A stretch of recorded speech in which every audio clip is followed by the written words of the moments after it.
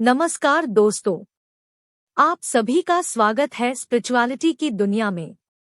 प्रदोष व्रत भगवान शिव को प्रसन्न कर जीवन में सुख समृद्धि लक्ष्मी प्राप्त करने का स्वर्णिम अवसर है।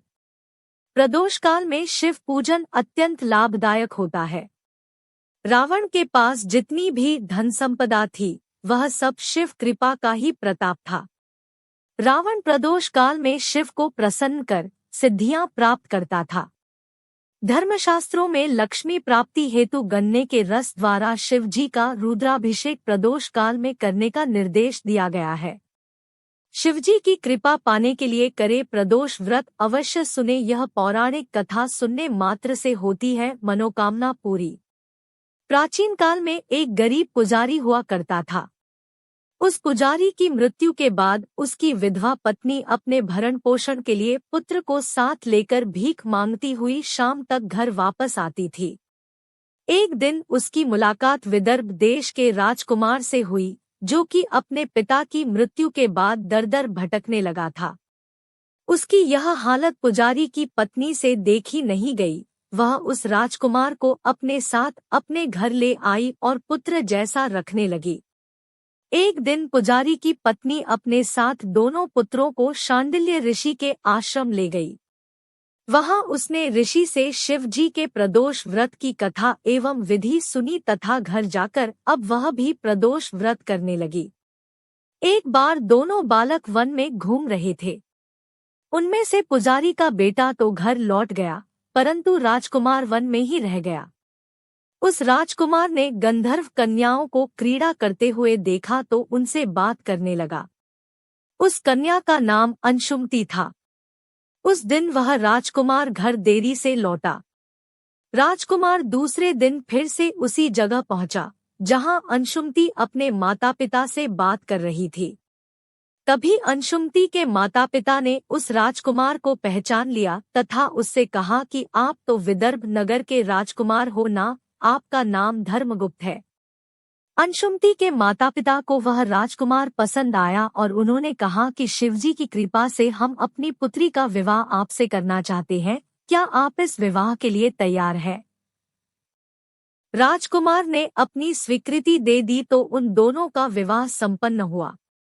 बाद में राजकुमार ने गंधर्व की विशाल सेना के साथ विदर्भ पर हमला किया और घमासान युद्ध कर विजय प्राप्त की तथा पत्नी के साथ राज्य करने लगा। वहां उस महल में वह पुजारी की पत्नी और पुत्र को आदर के साथ ले आया तथा साथ रखने लगा। पुजारी की पत्नी तथा पुत्र के सभी दुख व दरिद्रता दूर हो गई और वे सुख से अपना जीवन व्यतीत करने लगे। एक दिन अंशुमती ने राजकुमार से इन सभी बातों के पीछे का कारण और रहस्य पूछा। तब राजकुमार ने अंशुमती को अपने जीवन की पूरी बात बताई और साथ ही प्रदोष व्रत का महत्व और व्रत से प्राप्त फल से भी अवगत कराया। उसी दिन से प्रदोष व्रत की प्रतिष्ठा व महत्व बढ़ गया तथा मान्यतानुसार लोग यह व्रत करने लगे। कई जगहों पर अपनी श्रद्धा के अनुसार स्त्री पुरुष दोनों ही यह व्रत करते हैं। इस व्रत को करने से मनुष्य के सभी कष्ट और पाप नष्ट होते हैं एवं मनुष्य को अभीष्ट की प्राप्ति होती है। प्रदोष का व्रत रखने के 6 चमत्कारिक लाभ। 1. एकादशी और प्रदोष दोनों ही तिथियां चंद्र से संबंधित है। जो भी व्यक्ति दोनों में से एक या दोनों ही तिथियों पर व्रत रखकर मात्र फलाहार का ही सेवन करना है, उसका चंद्र कैसा भी खराब हो वह सुधरने लगता है, अर्थात शरीर में चंद्र तत्व में सुधार होता है। चंद्रमा की स्थिति के कारण व्यक्ति की मानसिक और शारीरिक स्थिति खराब या अच्छी होती है। चंद्रमा की स्थिति का प्रत्येक व्यक्ति पर असर पड़ता ही पड़ता है। ऐसी दशा में एकादशी या प्रदोष का ठीक से व्रत रखने पर, सही तरीके से व्रत रखने पर आप चंद्रमा के खराब प्रभाव को, नकारात्मक प्रभाव को रोक सकते हैं।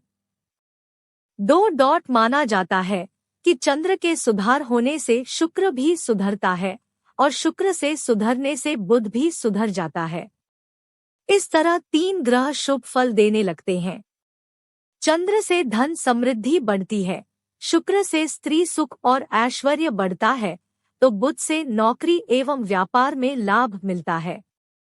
दोनों ही व्रतों का संबंध चंद्र के सुधारने और भाग्य को जागृत करने से है, अत किसी भी देव का पूजन करें। वैसे प्रदोष व्रत के दौरान भगवान शिव की पूजा की जाती है। इस व्रत को अच्छे से रखने से भाग्य जागृत हो जाता है। 4 चंद्रमा ही नहीं, यहाँ तक कि इन व्रतों से बाकी ग्रहों के असर को भी आप बहुत हद तक कम कर सकते हैं। शुक्र और बुध में सुधा तो होगी ही, साथ ही गुरु, मंगल और सूर्य भी अच्छा प्रभाव देने लगते हैं। 5 एकादशी और प्रदोष के व्रत का प्रभाव आपके मन और शरीर दोनों पर पड़ता है।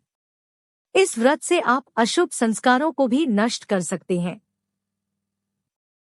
6 पुराणों अनुसार जो व्यक्ति एकादशी या प्रदोष का व्रत करता रहता है, वह जीवन में कभी भी संकटों से नहीं घिरता और उनके जीवन में धन और समृद्धि बनी रहती है। उम्मीद है आपको वीडियो पसंद आई होगी। हमें कमेंट बॉक्स में जरूर बताएं। ऐसी ही और वीडियोस के लिए हमारे चैनल स्पिरिचुअलिटी की दुनिया को सब्सक्राइब करें। धन्यवाद।